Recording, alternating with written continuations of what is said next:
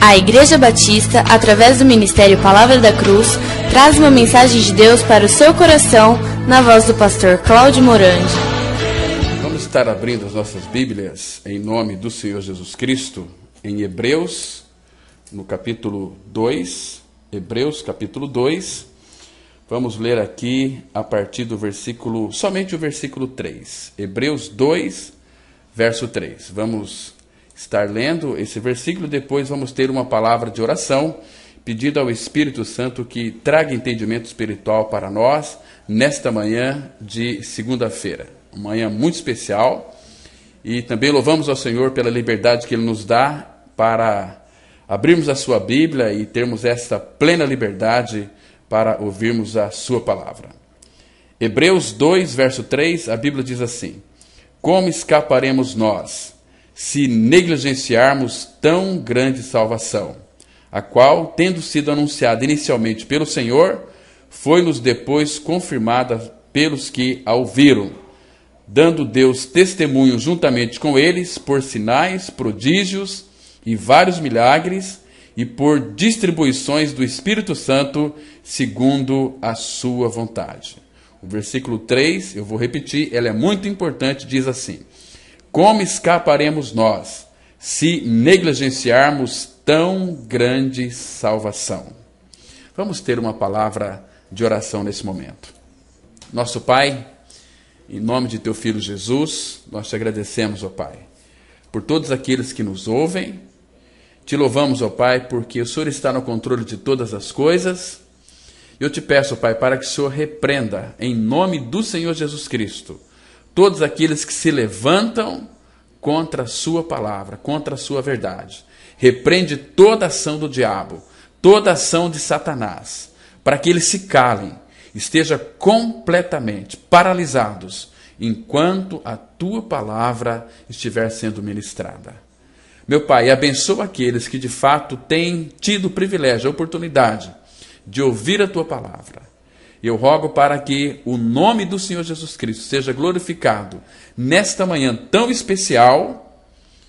Pai, muito obrigado, Pai, porque até aqui o Senhor tem nos ajudado, o Senhor tem nos abençoado, e nós Te louvamos, porque é o Senhor quem faz a obra. E o Senhor já começou uma boa obra em cada um de nós, e o Senhor é fiel para completá-la até o dia de Cristo.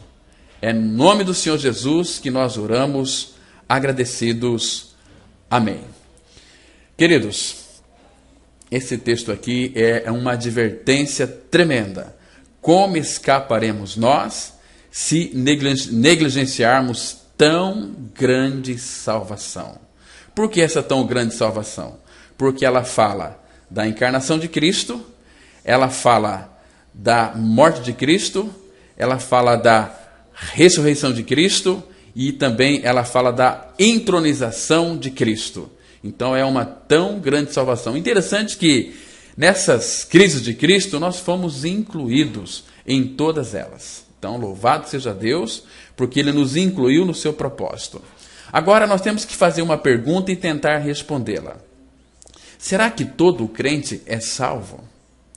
Ou melhor, todo crente é crente mesmo? Então, é preciso ter coragem para admitir que muitos membros de igreja ainda não tiveram uma genuína experiência de salvação. É possível que você fique surpreso com essa afirmação, mas é bem real. Por quê? Porque, infelizmente, em muitos casos, nossas igrejas transformaram a salvação numa fórmula, num momento isolado que não produz qualquer transformação na vida do dia a dia de todas as pessoas. Será que temos dado maior ênfase às técnicas de evangelismo do que ao próprio Salvador, irmãos? Será que temos? Então, queridos, a palavra de Deus, ela diz lá em Hebreus 1, verso 2, que nesses últimos dias Deus nos falou pelo Filho. Será que não seria bom nós procurarmos saber o que Jesus Cristo nos ensina acerca da salvação que nos é oferecida pelo nosso Pai Celestial? Lá em Mateus, no capítulo 5, no versículo 20, Jesus fala a seus discípulos sobre a questão mais importante do mundo. Lá ele diz o seguinte, Mateus 5:20. Porque vos digo que, se a vossa justiça não exceder em muito a dos escribas e fariseus, jamais entrareis no reino dos céus. Agora, nós temos que fazer uma pergunta e tentar respondê-la. Como era a justiça dos escribas e fariseus? Você já parou para pensar como era essa justiça? Era uma justiça que qualquer pessoa mesmo, ela poderia praticar sem a capacitação do Espírito Santo. Bastando apenas que tivesse uma mente disciplinada e a vontade fixada nesse objetivo, ela conseguiria.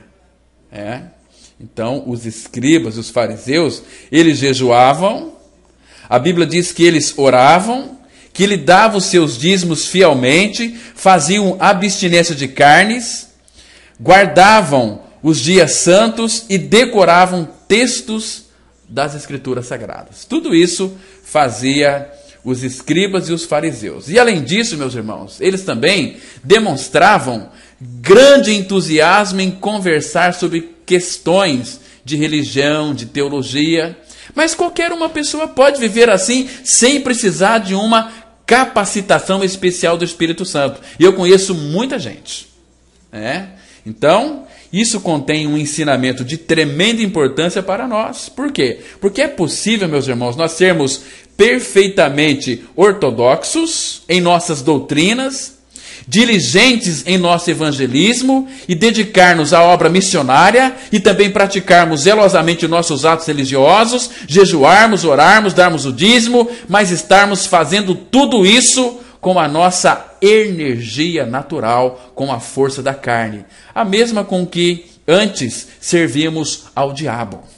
Porque aquele que não nasceu de novo não pode ver o reino de Deus, não é filho de Deus. E se não é filho de Deus, você é filho de quem? A Bíblia diz que é filho do diabo. Porque aquele que não nasceu de novo, que não nasceu do alto, que não foi crucificado com Cristo, é uma ovelha criatura ainda. Não é uma nova criatura, é uma ovelha criatura. Ele ainda não teve uma experiência de morte e ressurreição em Cristo. Ele ainda não é uma ovelha, mas é uma ovelha. Ele pratica tudo, ora, jejua, dá dízimo, faz uma série de coisas, mas, no entanto, ele ainda não nasceu de novo. Então, se ele não nasceu de novo, é um pecador. E a Bíblia diz em 1 João 3,8 que quem comete pecado é do diabo. Está tão claro lá, meus irmãos. Pega lá 1 João 3, verso 8. A Bíblia diz assim: quem comete pecado é do diabo. Isso é bíblico, está escrito. Eu sei que tem muitas pessoas que não gostam de ouvir essa verdade, essa palavra. Então, eu recomendo para vocês, já que vocês não gostam de ouvir a verdade da palavra, vai lá e rasga essa página da Bíblia, tira ela fora. Você nunca vai se confrontar com ela mais. Queridos ouvintes, o nosso Senhor Jesus Cristo, ele ensina que a justiça que nos permite entrar no reino dos céus não é a que provém de nossas próprias forças, não é daquilo que eu faço, não é o meu desempenho. Porque tal justiça, meus amados, precisa ser produzida em nós por uma fonte totalmente diversa. E o Senhor quer que os seus discípulos entendam que a justiça que procede do alto é produto da operação de Deus em cada um de nós. Por isso que Jesus, ele fez várias referências a esse novo caminho para se entrar na vida do Espírito, chamando-a de arrependimento. Essa palavra arrependimento significa metanoia, é uma mudança de mente. Arrepender-se é parar de tentar obter a salvação por meios humanos e aprender a depender de Deus em nosso viver diário. Tem um texto lá de Lucas, capítulo 13, dos versos 3 a 5, ele diz assim: se não vos arrependerdes, todos igualmente perecereis. Então, irmãos, eu quero perguntar-lhe uma coisa. A você que é ouvinte, você já se arrependeu dos seus pecados? Quem não se arrepender, não escapará da ira divina, da ira de Deus. E a Bíblia ensina que arrepender é mudar de ideia, é mudar de mentalidade. Mudar de ideia com relação ao pecado, é abandonar a intenção e o propósito de nos agradarmos a nós mesmos e tomar a deliberação de agradarmos somente a Deus.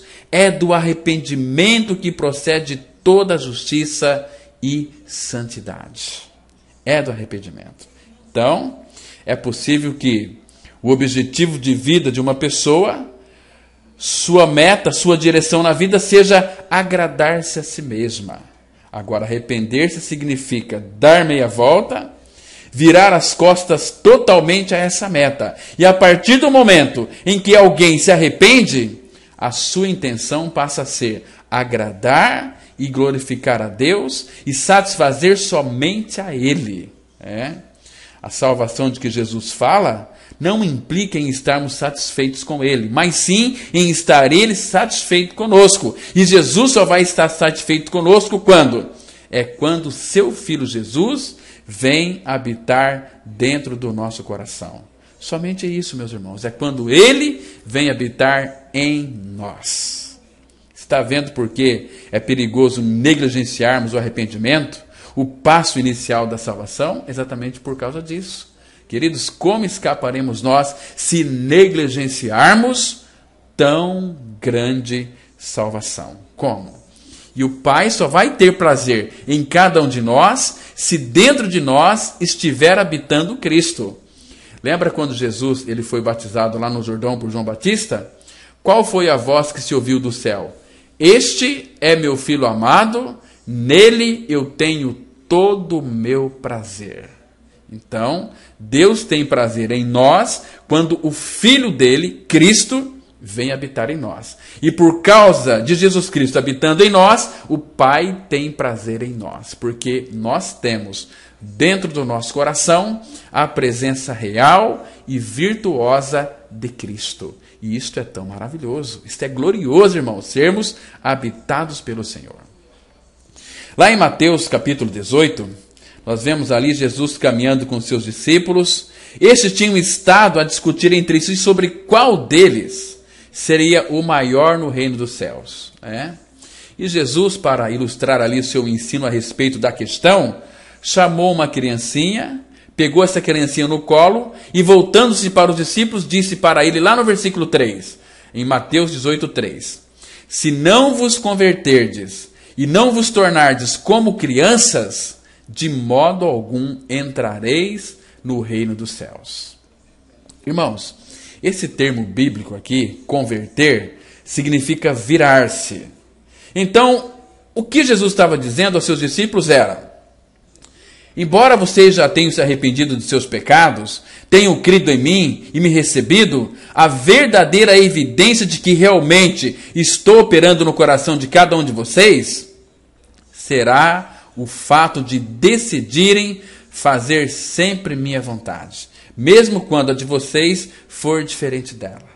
Então vocês devem aceitar aí a minha vontade, assim como uma criança pequena aceita a de seus pais. Então esse é o sentido aqui de nos tornarmos crianças.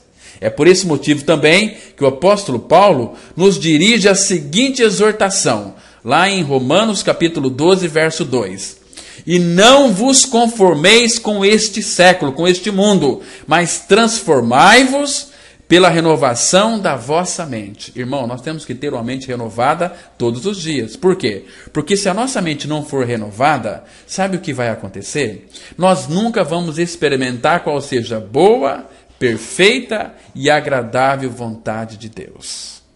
Porque, meus irmãos, muitas das práticas e atitudes que levamos conosco para a nova vida de perdão e redenção acha-se em conflito com a vontade de Deus e não foram determinadas por Ele.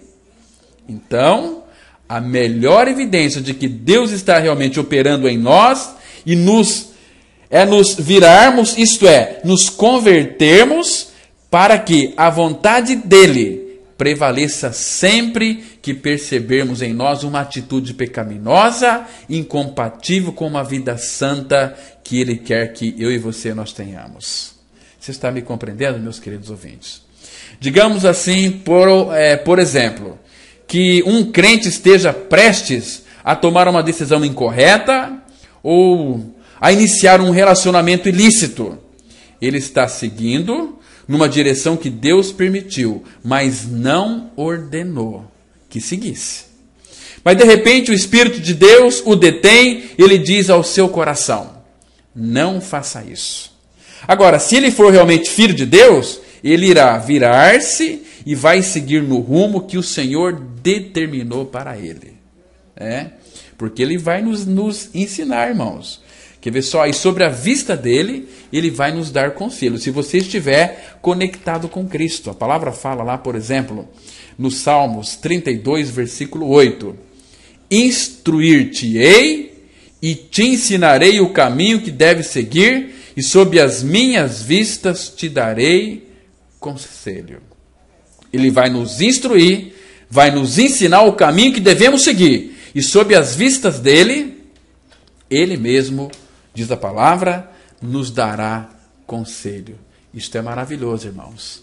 Então, atentemos bem para este fato aqui, que nós precisamos de ter uma mente renovada para que então possamos experimentar qual seja boa, perfeita vontade de Deus. Renovação da mente. Isso é algo que tem que acontecer em nós diariamente. Por quê? Porque se a nossa mente não for renovada, nós vamos ser crentes aí de 20, 30, 40 anos e sem ter uma mente renovada. Crentes velhos, de joelhos trôpegos. Nós já poderíamos ser mestres, Então, nós carecemos de leite ainda, como criancinhas recém-nascidas. Por isso que eu tenho dito para vocês aqui, que a conversão é justamente essa prática de ir fazendo pequenas correções em nossa caminhada cristã. Vamos supor que uma pessoa vai viajar de carro de uma cidade para outra. A primeira coisa que precisa fazer é tomar a direção da cidade para onde ela se dirige, correto? Correto. Mas depois de colocar o veículo no rumo de seu destino, o viajante não poderá simplesmente seguir em linha reta. Ele terá de fazer milhares de alterações durante o percurso e encontrará inúmeras curvas e ele vai precisar girar o volante para a esquerda ou para a direita, conforme o caso. E quando nós nos tornamos crentes em Jesus Cristo, nós passamos a ter uma vontade diferente, uma nova natureza, é a natureza divina.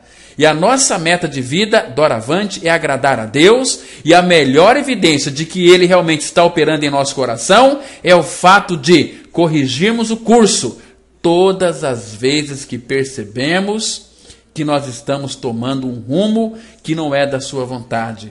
Sempre que detectarmos em nós algo que não lhe agrada, temos que tomar o rumo que Ele está nos ordenando. Então, com um deliberado ato da nossa vontade, nós nos viramos, afastando-nos daquilo que fatalmente nos conduziria para fora da estrada. Por isso que a conversão, portanto, é permanente atitude de estar se corrigindo, renunciando à própria vontade para ajustá-la à de Deus. É a constante preocupação de agradar a Ele em tudo que se fizer. É maravilhoso, irmãos. Nós vemos então que converter não é apenas levantar a mão num culto evangelístico, nem ir à frente no momento do apelo. É ter sempre, mesmo neste momento, a seguinte atitude: eu quero agradar a Deus. E nós só vamos agradar a Deus conhecendo a Ele.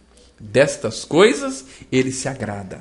Não existe outra maneira de você querer tentar agradar a Deus. A Bíblia não dá e não pauta nenhuma possibilidade de nós tentarmos agradarmos a Deus, a não ser conhecendo. É destas coisas que Ele se agrada, Por exemplo, tem um texto muito precioso lá em Jeremias, no capítulo 9, versículo 23 e 24, que ele vai mostrar a forma bastante real de como devemos agradar a Deus. Ele diz assim: assim diz o Senhor, não se glorie o sábio na sua sabedoria, nem o forte na sua força, nem o rico nas suas riquezas, mas o que se gloriar, glorie-se nisto, em me conhecer e saber que eu sou o Senhor, e faço misericórdia, juízo e justiça na terra, porque destas coisas me agrado, diz o Senhor. é conhecê-lo. Quando nós conhecemos ao Senhor, nós estamos agradando ao Senhor. E para conhecer ao Senhor, temos que ler a sua palavra, temos que ter intimidade com Ele, porque não existe outra maneira de nós conhecermos uma pessoa, irmãos. Vocês estão me compreendendo? Então isso é tão claro dentro da palavra de Deus. Se nós quisermos conhecer a Ele, temos que ter intimidade com Ele. Termos relação, um relacionamento íntimo com o Senhor Jesus. No nosso quarto, no nosso trabalho, por onde quer que a gente passe. A única maneira ideal e adequada de conhecê-lo, de agradá-lo, é pela sua palavra, é pela oração, é por uma vida de andar com Ele. E Ele pede isso de nós, que nós caminhemos com Ele. Tem um texto maravilhoso lá de Miqueias, um texto tão precioso, que a Bíblia diz assim, deixa eu ler para vocês aqui, lá em Miqueias, no capítulo 8, no capítulo 7, que diz assim, a palavra fala no capítulo 7, versículo, vamos ler aqui, Miqueias, não é Miqueias, é em Neemias, agora eu esqueci o texto, mas eu vou ficar devendo para vocês aqui, é que ele já revelou o que ele deseja de nós, é que nós caminhemos, ele já declarou para nós, é Miqueias capítulo 6, versículo 8, agora me lembrei, que diz assim, ele te declarou ao homem o que é bom e o que é que o Senhor pede de ti, que pratiques a justiça e ames a misericórdia e andes humildemente com o teu Deus. Quando nós andamos com Ele, nós vamos conhecê-lo de uma forma muito especial. Caminhando com Ele, andando com Ele, nós vamos conhecê-lo de uma forma muito especial. Então isso aqui é tremendo, isto é maravilhoso. Então, meus irmãos, assim sendo, sempre que o nosso Deus apontar em nós algum ato ou atitude, ou qualquer coisa que não lhe agrada, está nos dando, para mim e para você, a oportunidade de nos libertarmos disso. Então, não negligenciemos essa oportunidade. Não fiquemos confiados numa experiência vivida no passado. Não cometamos o pecado da negligência. Continuamos a caminhar em direção à sua perfeita vontade, dizendo ali em nosso coração, Senhor, desejo te conhecer, desejo agradar-te em tudo. E desejo hoje tanto quanto desejava no dia em que te conheci. Irmãos, um outro texto em que Jesus fala dessa tão grande salvação é João, lá no capítulo 3. Ali ele diz uma mesma coisa 3 vezes. Ele diz no versículo 3, se alguém não nascer de novo, não pode ver o reino de Deus. E no versículo 5 ele diz assim, quem não nascer da água e do Espírito não pode entrar no reino de Deus. E depois, lá no versículo 7, ele diz assim, importa-vos nascer de novo. É necessário renascer. Então, irmãos, e ele aqui, ele não poderia ter colocado a questão de forma mais clara. O que ele ensina aí é que o que nos torna aptos para a salvação é um passo que Deus deu em nossa direção e não um movimento nosso em direção a Ele. A salvação nunca partiu da nossa vontade. Você nunca quis ser salvo, eu nunca quis ser salvo. A salvação partiu do coração de Deus. E a gente acha, que eu fui salvo porque eu quis ser salvo. Mentira, ninguém consegue ser salvo. A salvação veio do Senhor. Ele diz lá em Tiago, capítulo 1, versículo 18, pois segundo o seu querer, Ele nos gerou pela palavra da verdade, para que fôssemos como que primícias das suas criaturas. Então, o texto bíblico, ele é tão claro aqui, irmãos. Ele é tão claro, ele é tão tremendo. Ele diz assim, pois segundo o seu querer, não foi o meu querer, não é o seu querer, é o querer de Deus. Segundo o seu querer, Ele, Deus, nos gerou, mas foi pela palavra da verdade. Pela palavra da verdade. Percebe? Então a salvação partiu de Deus. Deus amou o mundo que enviou seu Filho unigênito para que todo que nele crê não pereça, mas tenha a vida eterna. Você está me compreendendo, meu querido ouvinte? É Ele quem nos regenerou. É Ele quem nos deu uma vida nova, uma vida de ressurreição. Ele que veio habitar dentro de nós, porque o homem, a exemplo de Adão, vocês sabem que lá no Jardim do Éden, quando Adão pecou, ele sempre fugiu de Deus. O homem pecador é um fujão de Deus, ele não quer Deus. Ele pode até desejar as coisas de Deus, mas ele não quer o Senhor. Ele quer tudo aquilo que Deus pode dar para ele. Vocês estão me compreendendo, irmãos? Mas o homem tem buscado sempre as coisas de Deus e não o Deus das coisas.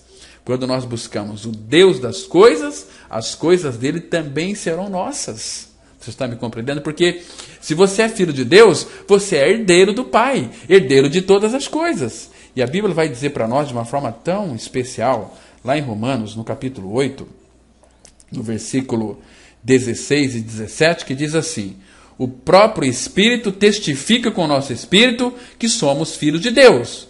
Ora, se somos filhos, somos também herdeiros de Deus e co-herdeiros com Cristo. Se com Ele sofremos, também com Ele seremos glorificados. Nós somos herdeiros de Deus, inclusive dos seus sofrimentos. Porque sofrimento, na vida de uma pessoa, é uma bênção, é algo maravilhoso, irmãos. Você está me compreendendo? Sofrimento na vida de uma pessoa, de um novo regenerado, é uma preciosidade, é algo tremendo, algo maravilhoso. Vocês estão me compreendendo? Então, nós precisamos sim estar olhando em uma só direção, para o Cristo crucificado. Porque foi da iniciativa de Deus vir a este mundo em carne e nos alcançar, e nos salvar, e nos dar uma nova vida, uma nova realidade espiritual. Não mais eu, mas Cristo vive em mim. E essa iniciativa dele, o apelo que ele nos dirige por intermédio do seu Espírito Santo, nasce unicamente do seu amor por cada um de nós. Ele nos ama. Por isso ele providenciou uma tão grande salvação.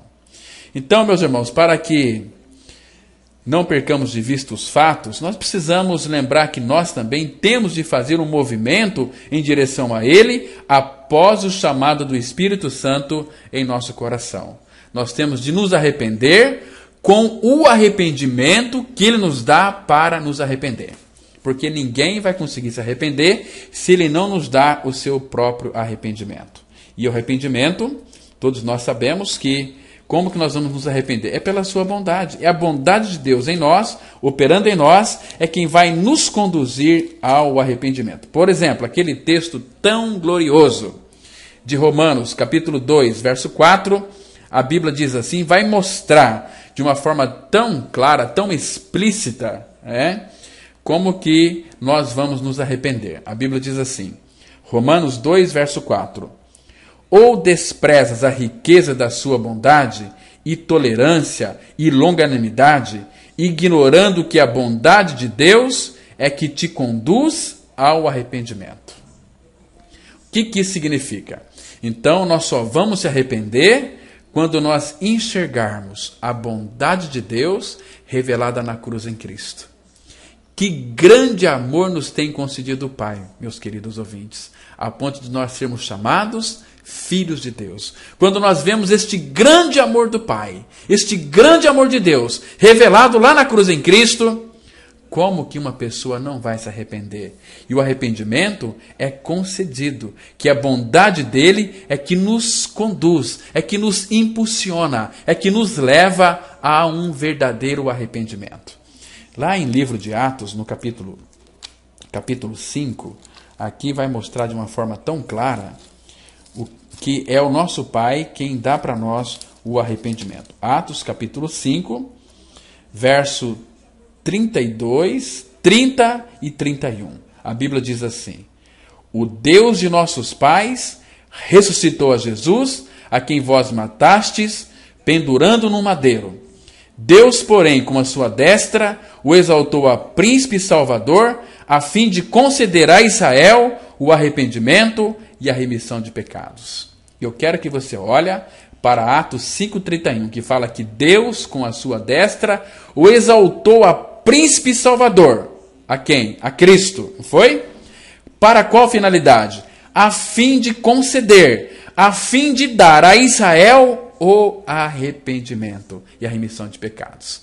Então, quando Ele nos dá o arrependimento, nós podemos responder a Ele nos arrependendo, mudando de direção. Aí sim, nós seremos verdadeiros convertidos e não convencidos. Hoje nós temos muitos crentes que de fato são convencidos e não convertidos. Se eles morrerem hoje, eles não sabem para onde que vai. Se ele não sabe para onde que vai, a Bíblia fala que os perversos serão lançados no inferno e toda a nação que se esquece de Deus. Então, irmãos, temos que crer que Cristo morreu naquela cruz, mas também nos levou a morrer nele, porque ele nos atraiu a si. Fomos colocados ali no corpo de Cristo. E quando ele morreu, nós também morremos. Então nós temos de crer. E a evidência de que o nosso arrependimento e fé são verdadeiros, são genuínos, é a seguinte: Deus nos regenera por seu Espírito Santo, que testemunha em nosso coração que já passamos da morte para a vida. Ele nos dá certeza plena de que nós nascemos de novo. Tem um texto muito clássico, muito bonito, lá no Evangelho de João. Eu queria que você me acompanhasse, ou então me escutasse com bastante cuidado. Evangelho de João, no capítulo 5, versículo 24, a Bíblia diz assim: é Jesus quem está dizendo: em verdade vos digo, quem ouve a minha palavra e crê naquele que me enviou, tem a vida eterna. Não entra em juízo, mas passou da morte para a vida. Em verdade vos digo, é quem ouve a minha palavra e crê. Você tem que ouvir a palavra e crer na palavra. Aí sim, a palavra fala que você não vai entrar em juízo, mas você não vai passar. A Bíblia diz que você já passou da morte para a vida. Isso é coisa boa, isso é maravilhoso, isso traz para nós segurança. Ah, meus irmãos, olha, é tão precioso quando nós vemos os nossos irmãos, as nossas irmãs, crendo nessa palavra, tendo a certeza de que Cristo é a sua vida. Ah, meus irmãos, ninguém mais pode enganar um povo a quem o Espírito Santo abriu os olhos para crer na sua morte e na sua ressurreição em Cristo Jesus. Isso é maravilhoso.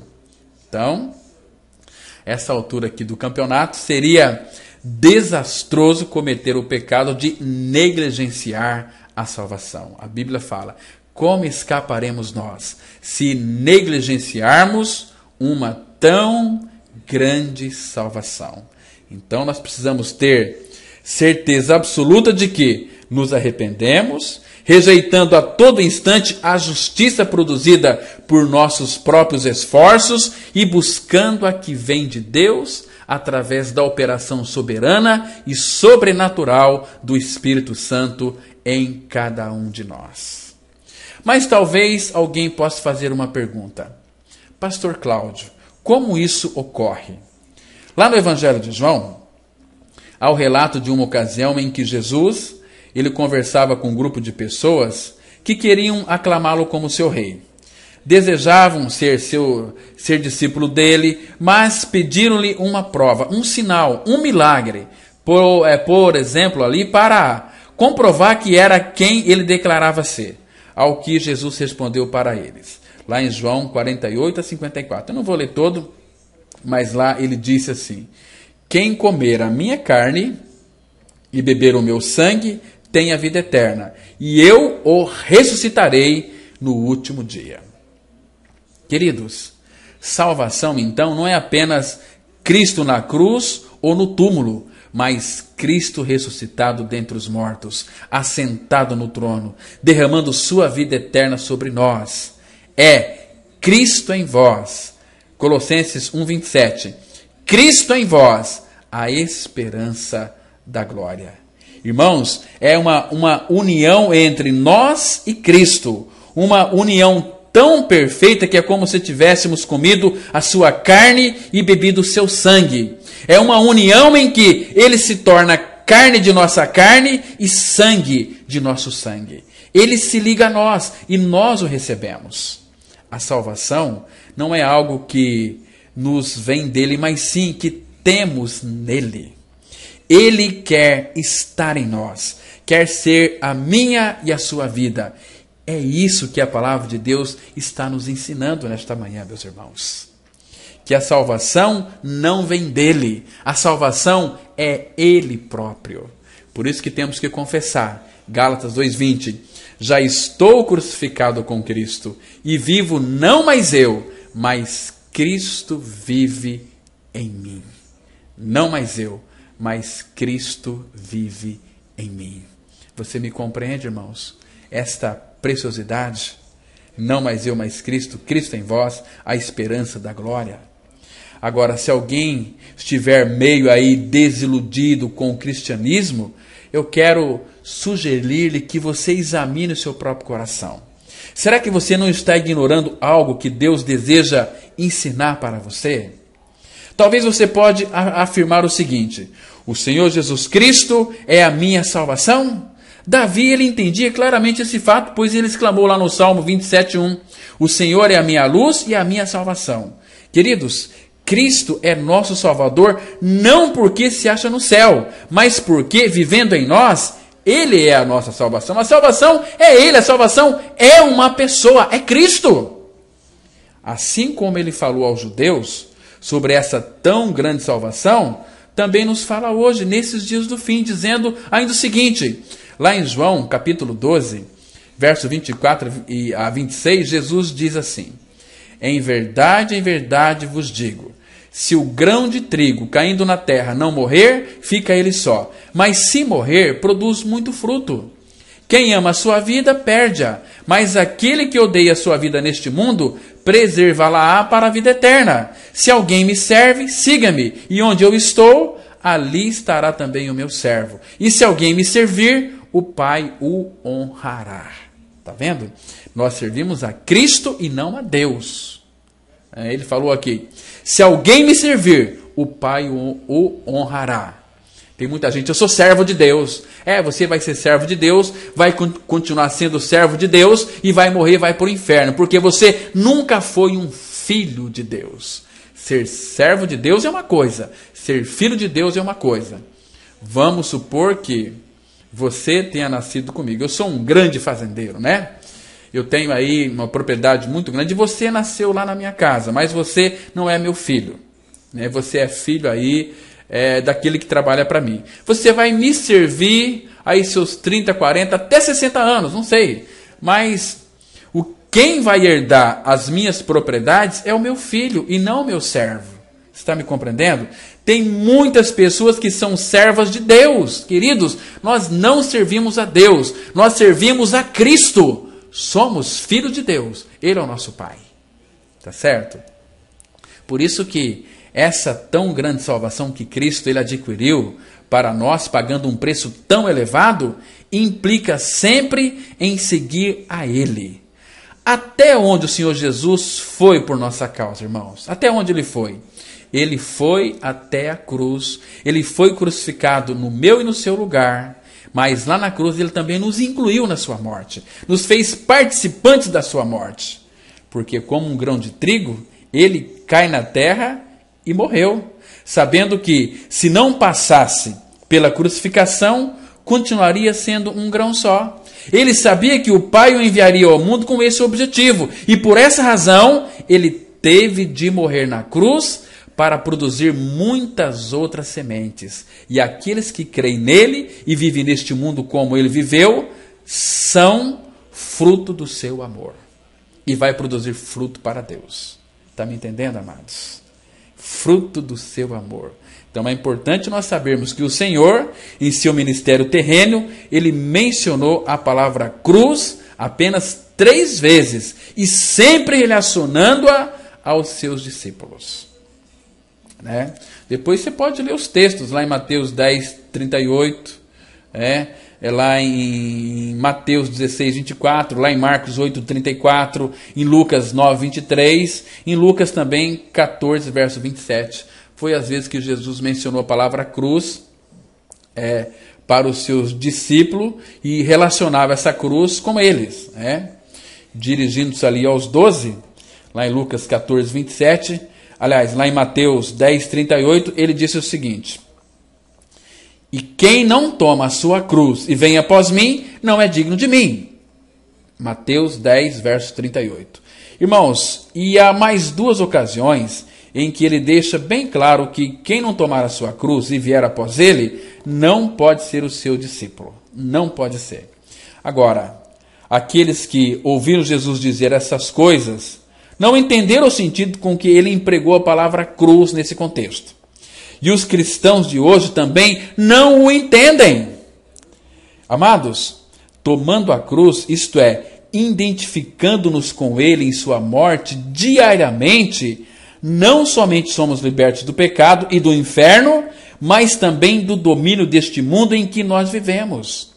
Este mundo nos domina e nos controla. Este mundo influencia as nossas atitudes, enche a nossa cabeça com as suas teses básicas e nos escraviza, seduzindo-nos com seus prazeres e recompensas. Por isso que eu digo que tomar a cruz significa também ser salvo de nossa personalidade, de nossa natureza velha, perversa, de nossas características e de nossos hábitos, bem como de atitudes carnais que adotamos e que nos tornamos, que nos torna aí o nosso coração frio e morto para com o Espírito Santo de Deus. Irmãos, quando vivemos em Cristo, somos libertos também do diabo. Antes éramos escravos de Satanás, já que ele recebeu o controle de nossa vida, primeiramente das mãos do pai de toda a raça, Adão, e depois de nós mesmos. Quando, ao atingir a idade da razão, nós tomamos a decisão de pecar, não é? Como os filhos do diabo, possuímos a sua natureza, realizamos as suas obras e aceitamos o seu domínio sobre a nossa vida. Vida de pecado. Mas, queridos, Cristo veio a este mundo para destruir, para desfazer as obras do diabo.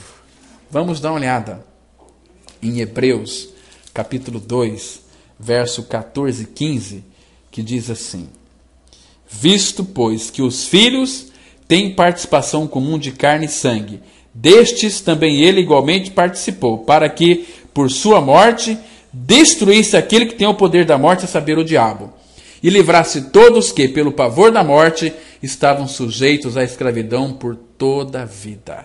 Olha que lindo, irmãos. Ele, Jesus, por sua morte, destruísse aquele que tem o poder da morte, a saber, o diabo, e livrasse todos que, pelo pavor da morte, estavam sujeitos à escravidão por toda a vida. E onde que ele destruiu a morte? Lá naquela cruz. Quando ele recebeu no seu corpo o meu e o seu pecado, porque a Bíblia diz que o salário do pecado é a morte. Então, quando ele nos atraiu, o nosso pecado foi colocado sobre Cristo. A morte veio sobre ele. Mas quando a morte entrou em Jesus, ele destruiu a morte por sua morte lá naquela cruz. Aleluia! A morte foi destruída na morte de Cristo lá na cruz. Ele nos libertou do império da morte. Por isso que o apóstolo Paulo vai dizer para nós lá em 1 Coríntios 15, 1 Coríntios 15, tem alguns versículos ali que eu quero ler para vocês nesta manhã. Abra comigo, 1 Coríntios capítulo 15, vamos ler aqui a partir do versículo 50 e, deixa-me ver, a partir do versículo 54. Diz assim: e quando este corpo corruptível se revestir de incorruptibilidade, e o que é mortal se revestir de imortalidade, então se cumprirá a palavra que está escrita: tragada foi a morte pela vitória.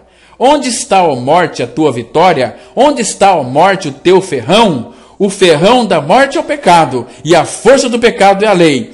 Graças a Deus que nos dá a vitória por intermédio de nosso Senhor Jesus Cristo.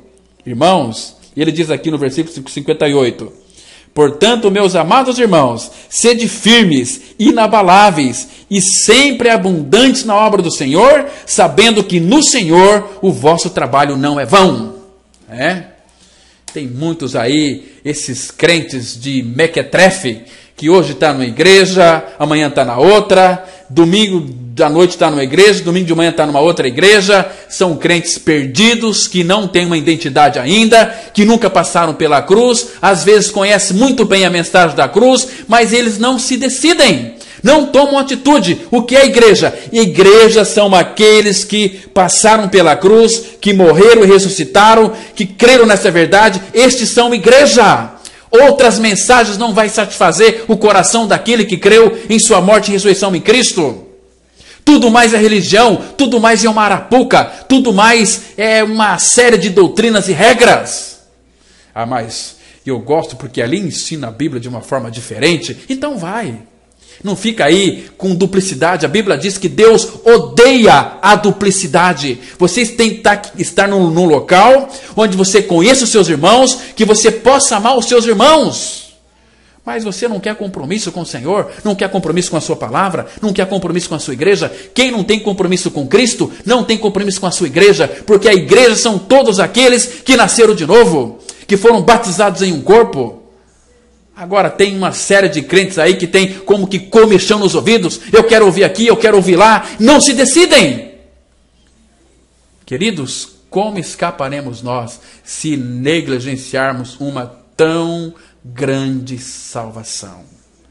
Jesus morreu e nos atraiu e nos incluiu na sua morte e ressurreição. Então creia na palavra de Deus. Creia que você morreu e creia que você ressuscitou com Cristo e que Cristo é a sua vida. Se Deus tem aberto os teus olhos para crer nessa verdade, creia. Confesse que você já está crucificado com Cristo e confesse que você foi ressuscitado juntamente com Cristo e você está assentados nos lugares celestiais em Cristo Jesus. Que Deus te abençoe. Que Deus revele esta verdade no seu coração de uma forma muito especial. Olha, bom dia para você. Graça e paz. Amanhã, se Deus quiser, a partir das 8 horas da manhã, nós aqui estaremos para apresentar mais uma reflexão da Palavra de Deus dentro do programa A Mensagem da Cruz. Bom dia para vocês. Deus te abençoe. Perto quero estar, junto aos teus pés, pois prazer maior não há que me render e te adorar. Tudo que há em mim quero te ofertar,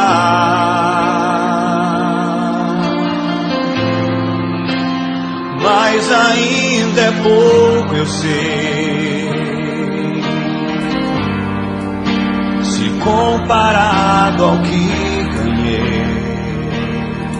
Se você deseja maiores informações sobre esta mensagem, ligue para o telefone 3215 7508, 3215 7508, ou então faça-nos uma visita e participe de uma de nossas reuniões. Atenção para os horários das reuniões. Todas as quintas-feiras às 20 horas e aos domingos às 9 horas e também às 19 horas. A Igreja Batista Palavra da Cruz tem seu templo situado na rua Jequitibá 244, Vila Ideal, bem próximo ao estádio do Teixeirão. Bom dia, graça e paz. Somente a ti, Jesus.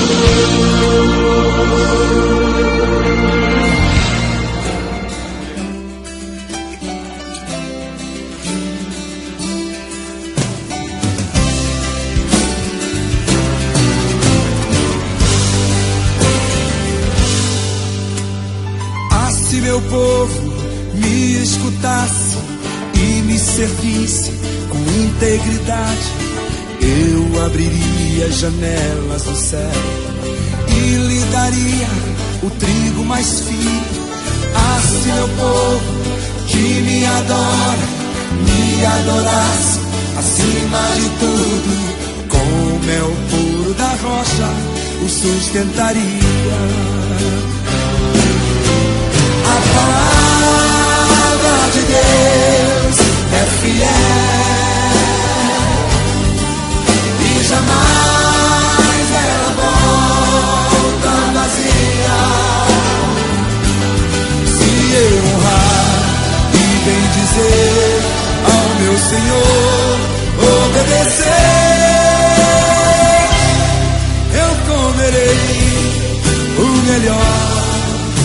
desta terra. A palavra de Deus é fiel e jamais ela volta vazia.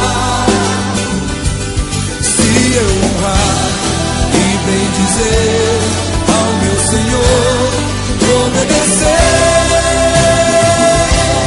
eu comerei o melhor desta terra.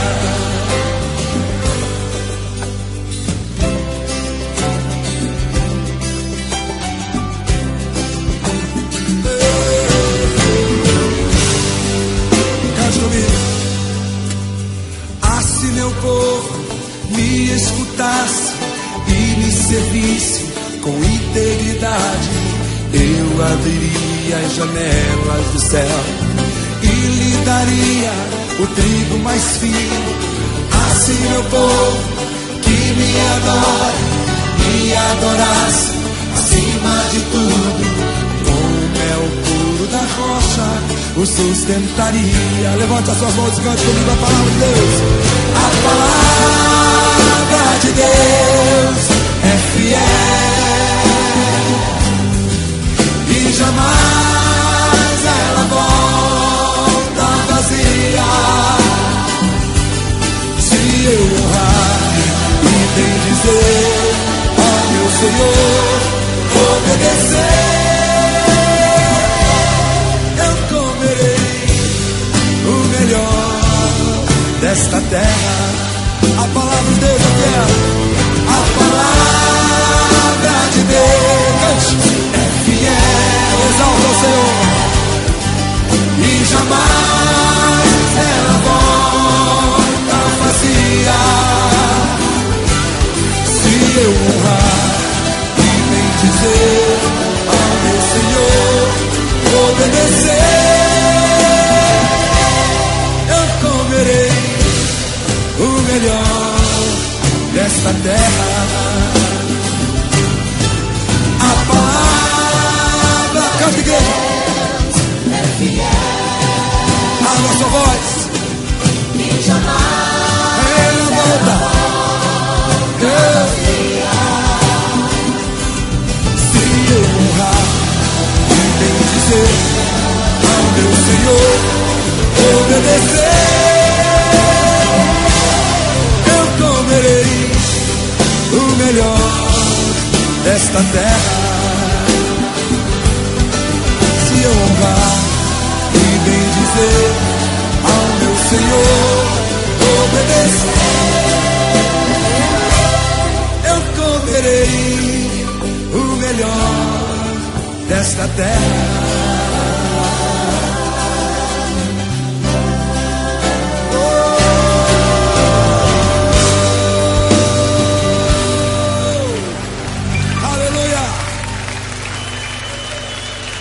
Aleluia!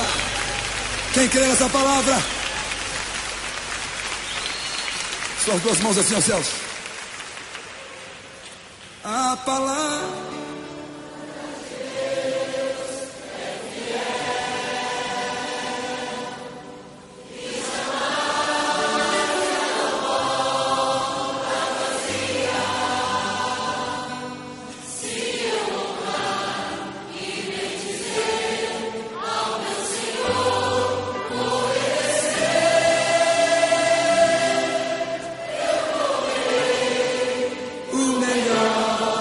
desta terra.